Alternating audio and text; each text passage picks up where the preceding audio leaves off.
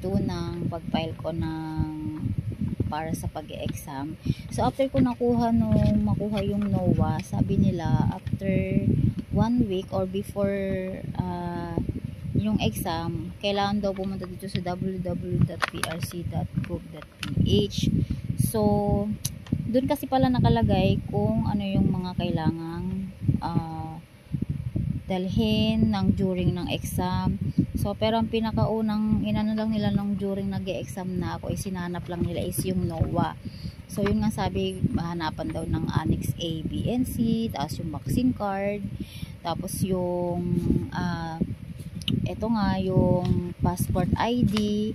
So pero nung during na nandun na ako, bali ito na lang talagang notice of admission or yung NOA yung hinanap nila sa akin. And then so syempre ang ginawa ko nung nag-e-exam na ako, I mean yung mga dala-dala ko, syempre yung pencil, sharpener, eraser. So sabi nila dapat daw di na nagdala ng eraser, tapos tanggalin daw yung eraser ng pencil, and then yung pencil daw dapat na after mo mag-exam is i-donate daw. So then share ko lang lahat ng mga napanood ko sa video ng mga do's and don'ts. So yun, ginawa ko yun guys.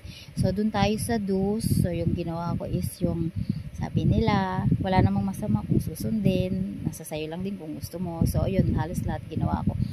Yung sabi nila na magsuot daw ng mga panty na red, ng bra tapos maglagay ng piso or ng barya dun sa sapatos, and then pagdating dun sa exam room, kumatok daw sa pinto, I mean sa blackboard or dun sa board.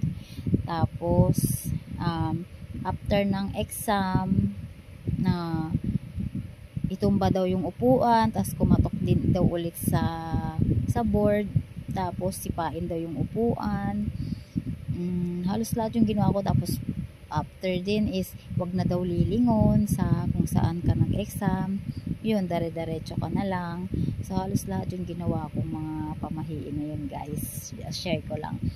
So tapos yung lapis na ginamit ko, sabi nila dapat daw ipatasa daw yung sa mga nag-top notcher. So syempre wala naman akong kilala ng mga nag-top notcher. So ang ginawa ko, tapos yung lapis daw na ginamit mo during nung nagre-review ka, yun na lang daw yung gamitin mo. So yun ang ginawa ko. And then after nun kung mag-exam is dinonate ko siya kung saan school ako nag-exam. So nag-exam ako dun sa Arellano University. Yun lang guys.